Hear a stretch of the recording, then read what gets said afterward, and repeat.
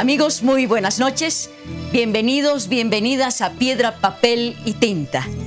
Hoy día vamos a tocar el tema del 21F. El 21F que alude directamente al referendo realizado el 21 de febrero de 2016, donde nos preguntaban a los ciudadanos y ciudadanas si aprobábamos o no la reelección del presidente y del vicepresidente. Ganó el no. Sin embargo, una resolución del Tribunal Constitucional en 2017 dio paso a la reelección a pesar del resultado del 21F. ¿Fue inútil el referendo? Vamos a preguntar esto ya directamente a nuestras invitadas. Está con nosotros Fernanda San Martín, diputada de Unidad Demócrata, y Adriana Salvatierra, senadora del MAS. Muy buenas noches. Bueno, vuelvo a reiterarles esta pregunta. ¿Fue inútil el referendo, senadora Salvatierra? Estamos hablando de elementos totalmente diferentes. A ver, siempre tratan de consultar si existe un vínculo o no respecto al referéndum y la sentencia del tribunal. Desde nuestro punto de vista y en términos legales son dos elementos absolutamente diferentes. El referéndum pasaba por una modificación constitucional que consultaba a la ciudadanía si estaba de acuerdo con modificar un artículo de la Constitución que habilitaba la posibilidad de que una persona, presidente, vicepresidente o diferentes personas puedan volver a presentarse en las elecciones. Esta modificación, al ser rechazada por un porcentaje del 50,7%, si no me equivoco, terminó no realizándose, es decir, no generó efectos en la Asamblea y por tanto la Asamblea no procedió a realizar una modificación constitucional. El fallo del Tribunal Constitucional o la sentencia número 84 versa sobre elementos totalmente diferentes. Hay principios constitucionales, entre ellos los derechos de participación política de las personas, que están comprendidos en el artículo 26 de la Constitución, que comprenden el derecho a la organización, la participación política, el participar en elecciones, el poder también ejercer la representación política, y establece tres limitaciones de fondo que están descritas en el artículo 28. Por traicionar a la patria, por levantarse en armas en tiempos de guerra y defraudar recursos públicos. Ninguno de los tres acontecimientos significan una limitante para, solamente estos tres acontecimientos significan una limitante para el ejercicio de los derechos políticos previa sentencia ejecutorial. Y esto evidentemente plantea una contradicción o una controversia con los tratados internacionales. Diputada San Martín, ¿cuál es su opinión respecto a si fue inútil este referéndum? Bueno, primero recordar a la ciudadanía que se acuerda muy bien quién nos llevó al referéndum del 21F. Fue el propio movimiento del socialismo, con una voluntad de querer modificar las reglas del juego para volver a hacerle al presidente Evo Morales y al vicepresidente Álvaro García Linera un traje a la medida en el cual puedan volver a postularse y puedan cambiar las reglas del juego. Dentro de una constitución como la nuestra, como cualquier otra en otro país, hay ciertos límites que se imponen al poder. El poder no puede ser ilimitado, tiene que tener ciertos moldes y ciertos límites. Y uno de esos límites que lo ha puesto el soberano el año 2009 y ha sido además ratificado por el referéndum, ha sido el de la no reelección por más de una vez. Después de eso, tenía que haber simplemente asumido los resultados como ya lo había anunciado el presidente Evo Morales, en el caso de que le digan, bueno, ¿sabe qué? Movimiento al socialismo ya no puede volver a repostularse ni reelegirse porque el pueblo, el soberano, mediante la democracia directa, que es la palabra máxima de la Constitución dentro de un sistema jurídico, la palabra máxima del soberano, que ha dicho no estamos de acuerdo con hacer una modificación. Entonces, ahora sale un tribunal constitucional que busca atajos y busca maneras de reformar la Constitución por otros medios. La Constitución no se puede reformar por otros medios. La sentencia dice que el 168 es inaplicable. La inaplicabilidad no existe dentro de nuestro ordenamiento jurídico. Es como que digan la ley, no se aplica, pero está ahí y es vigente. No, no existe. O se modifica o es vigente. Y al no haberse modificado, sigue vigente el artículo 168. Además hay otra cosa, el Tribunal Constitucional ha hecho algo que no podía hacer, que no tiene competencia. Ha interpretado el Pacto de San José en el artículo 23, que le hace decir cosas que no dice. El artículo 23 dice clarísimo el derecho a participar y votar y ser elegido en elecciones periódicas para la dirección de los asuntos públicos. Nada más. No dice que tienen todas las personas un derecho a ser reelegido indefinidamente. No es una reelección indefinida lo que establece el artículo 23. Entonces le han hecho decir al Pacto de San José algo que no dice y que tampoco tiene la potestad ni la competencia el Tribunal Constitucional para poder hacerlo. Lo cierto es que estamos en un entramado de leyes, bueno, cambiar este artículo, reformarlo, etcétera, etcétera, etcétera. Los ciudadanos, las ciudadanas estamos como en un sándwich. Los comités cívicos están preparando varias acciones para el miércoles 21, ¿no? Este miércoles que viene. Por otro lado, el MAS ha anunciado concentraciones, el inicio de la campaña, la proclamación del presidente Evo Morales. ¿Quién gana? ¿Quién pierde en este enfrentamiento? Una previa, algunas, porque hay que debatirlo. A ver, la Constitución en el artículo 133 establece que cuando se presenta una acción de inconstitucionalidad de carácter abstracto, abstracto quiere decir cuando tú objetas una ley o un artículo de la Constitución. La misma Constitución prevé en el artículo 133 que la sentencia que declare la inconstitucionalidad de una ley, decreto, de cualquier género o cualquier normativa judicial hace inaplicable la norma impugnada y surte plenos efectos respecto a todos. Aquí está el concepto de inaplicabilidad. ¿Dónde más está? Si resultado, a ver, el Tribunal Constitucional tiene facultades para realizar control de convencionalidad. No solamente lo tiene la Corte Interamericana de Derechos Humanos. Tú tienes dos formas de control de convencionalidad. Control de convencionalidad concentrado, que es el que realiza la Corte Internacional de Derechos Humanos, y el control de convencionalidad difuso, que es el que realizan los tribunales constitucionales. ¿Por qué existe el control de convencionalidad difuso? Porque cuando un Estado, como el Estado boliviano, que en 1993 aprueba una ley en la cual reconoce la Convención Americana de Derechos Humanos, en la gestión de Jaime Pazamora, no en la gestión de Evo Morales, reconoce que la Convención Americana de Derechos Humanos aplica dentro de los tratados internacionales para el Estado boliviano, no solamente la Asamblea Legislativa, no solamente el órgano ejecutivo, sino también el órgano judicial, son responsables de velar por el cumplimiento de esta convención. Pero quiero decirle algo, senadora.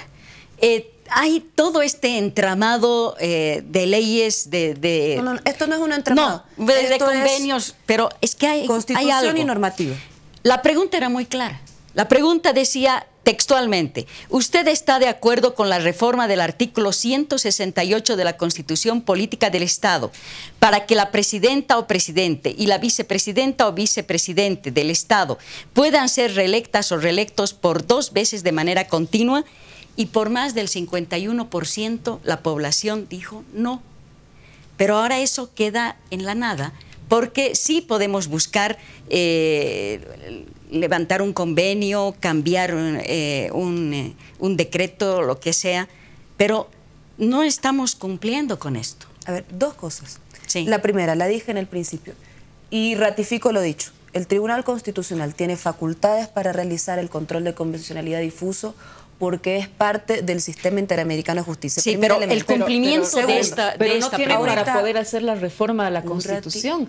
Lo que se pretende con esta sentencia es obviar... Yo no te interrumpí. No, pero estamos en un debate, Adriana, no te preocupes. Sí, pero porque si no, primero, no hay yo no te interacción. interrumpo. Hay tiempos, los administra la presentadora. Segundo, no está realizando el Tribunal Constitucional una reforma de la Constitución, porque precisamente el referéndum del 21 de febrero optó por no reformar la Constitución.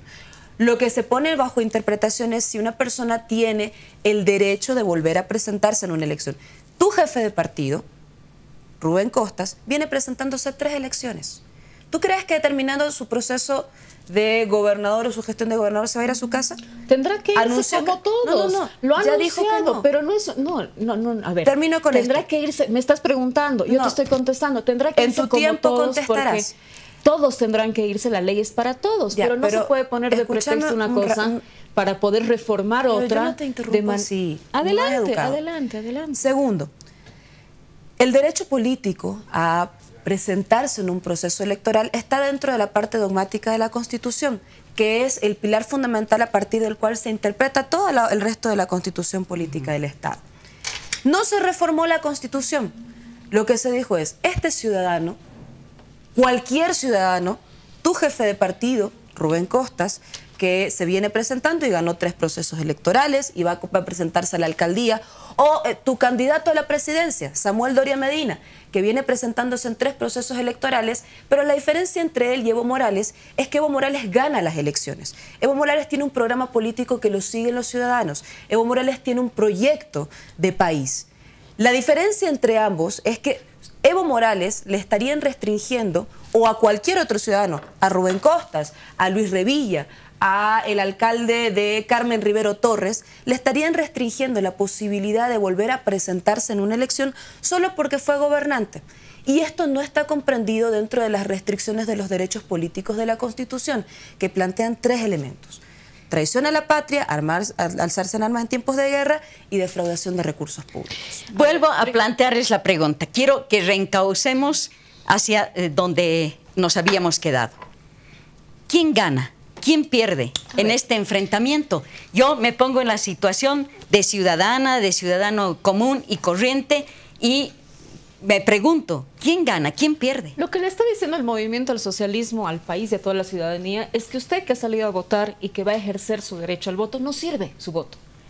Y que definitivamente puede encontrar un atajo, puede encontrar alguna trampita para meterle nomás y para poder encontrar la reinterpretación de una normativa. Primero, yo no sé por qué se preocupan ahora tanto por la oposición y los derechos de unos y de otros, cuando en realidad el meollo del asunto era que Evo Morales y Álvaro García Linera puedan reelegirse. Y ese era, no era que el derecho humano de Rubén Costas o de Samuel Doria Medina, eso no es simplemente un artilugio y una artimaña para volver a... Ahora vuelvo a lo que tú decías, ¿quién pierde aquí? Bueno, primero, que volvamos a ponerlo en contexto en algo que ha salido en las encuestas en las últimas semanas. El presidente Evo Morales ahorita tiene el 22% de apoyo, que significa un 78% de rechazo a su gestión. Y que aún así no entiende que la gente, además el 21F le ha dicho claramente... Todas las encuestas se han equivocado.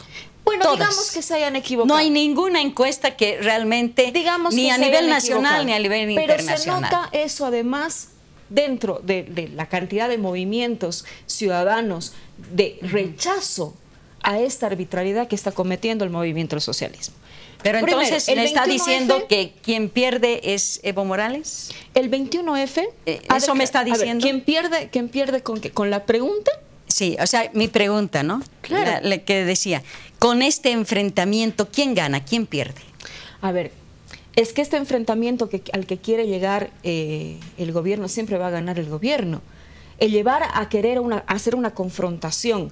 El 21F ya se han determinado movimientos ciudadanos, cívicos, de hacer manifestaciones. Yo creo que lo más sensato por parte del gobierno del movimiento al socialismo sería agarrar y decir, bueno, háganlo un día, nosotros hagamos otro día la proclamación totalmente ilegal, porque el artículo 168 no se ha cambiado. Y creo que ahí hay otra cosa, que no llega a entender el mensaje político del movimiento al socialismo. El 21F del año 2016 se le ha dicho clara y rotundamente que terminó la hegemonía de Evo Morales y del MAS en el país. Y dicen que no hay, al otro lado, que no hay un programa. No se preocupen tanto del tema de la oposición. Nosotros nos arreglaremos y tenemos ya una ruta trazada. Pero ese no es el punto. El punto es que no se puede vulnerar la voluntad del soberano que ha sido expresada en una democracia directa, en el voto en las urnas. Y después, además, con un tribunal constitucional que está absolutamente parcializado al gobierno. Voy a plantearle mi pregunta a la senadora. Porque como tuvo un poquito más de tiempo, Adriana. Vamos a... Y con un tribunal constitucional que ha estado absolutamente parcializado, y la demostración es que en los últimos días el ex magistrado del Tribunal Constitucional, Rudy Flores, figura como personal de la Cancillería. Por favor, ¿a quién quieren hacerle Ahora sí le voy a país? plantear mi pregunta.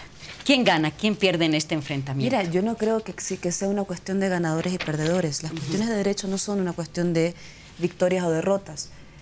Pero la política sí. Sí, pero el temor de la oposición las elecciones sí es plantearse un escenario de derrota electoral del 2019.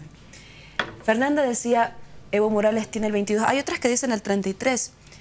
Mira, hay un error ahí en la lectura, que yo creo que es de fondo. Y lo teníamos, por ejemplo, cuando estábamos viendo las encuestas del 21, alrededor del 21 de febrero. Una cosa es la aprobación de la gestión y otra cosa era la aprobación de la consulta. Nosotros ahí teníamos 10 puntos de diferencia que no sabíamos explicarlos. Había gente que te decía, el 60% de la gente te decía, Evo Morales tiene una buena gestión, pero puedo no estar de acuerdo en que se presente nuevamente. O puede que sí. Pero hay diferentes maneras de interpretar. No creo que ese sea el dato estadístico adecuado para leer esta coyuntura del momento.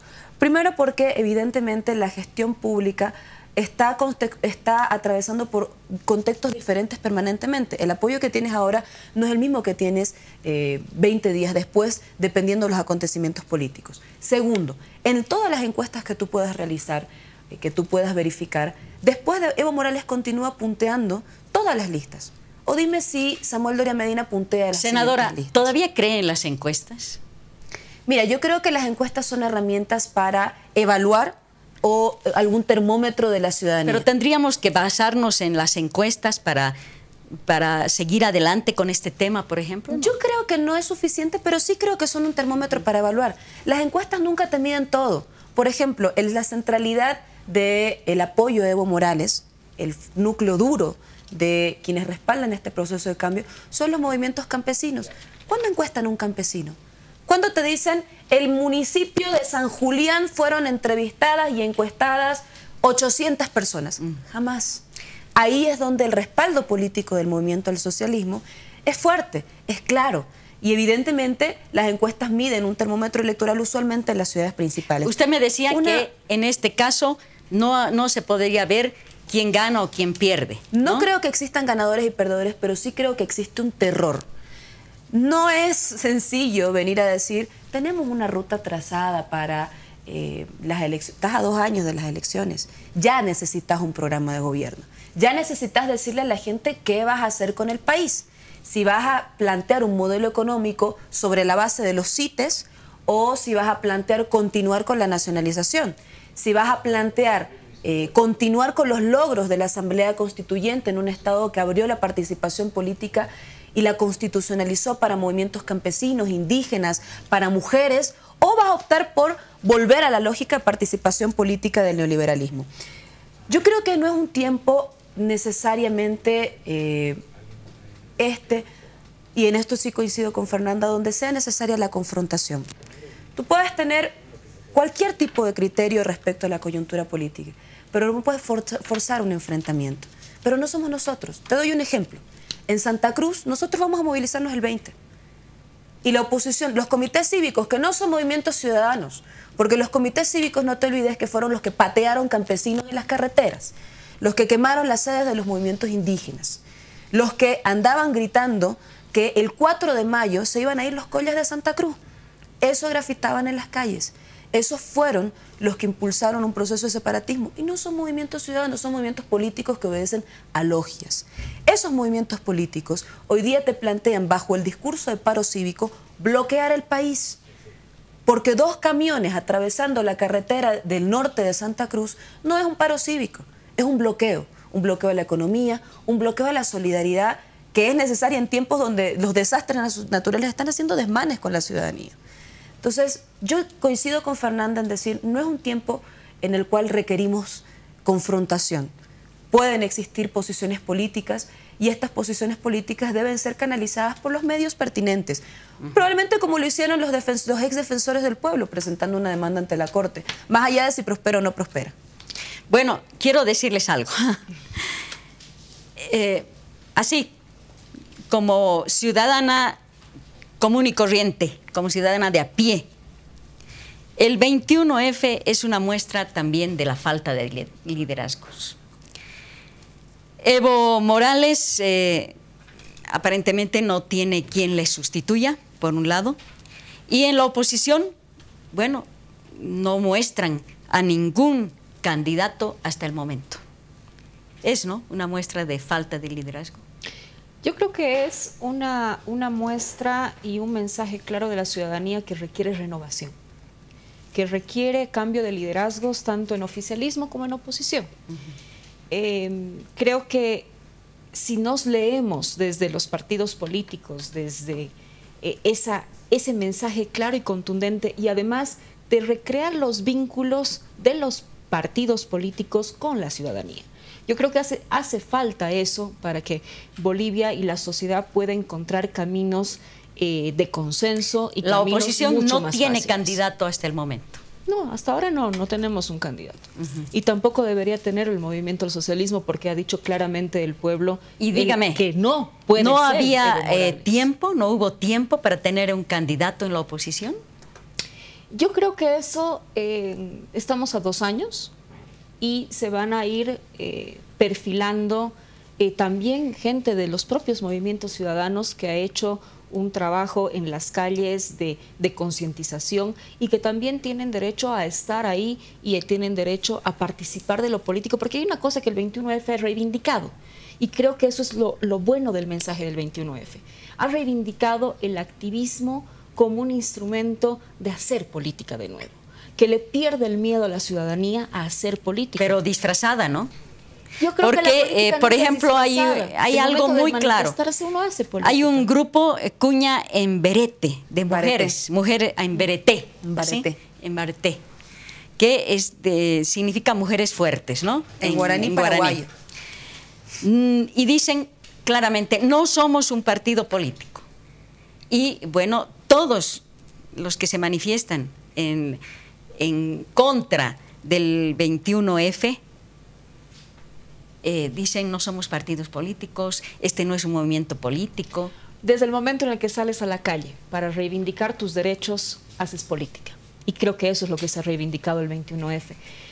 Pueden haber, dentro de los movimientos ciudadanos hay una serie de movimientos, unos que son más democráticos, otros que son más volcados a partidos, otros que menos, pero yo creo que ha despertado en la ciudadanía esa voluntad de hacer valer sus derechos. Y eso es, porque por más de que aquí la senadora Adriana nos dice que el 21F y los resultados del 21F no tienen nada que ver con el fallo del Tribunal Constitucional, la gente se da cuenta.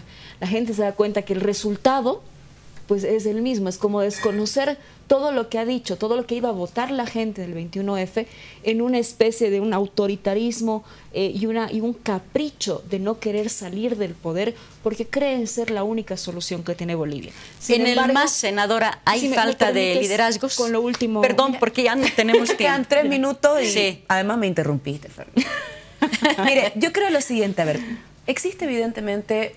un liderazgo no es algo que se construye en 3 meses, incluso en un año.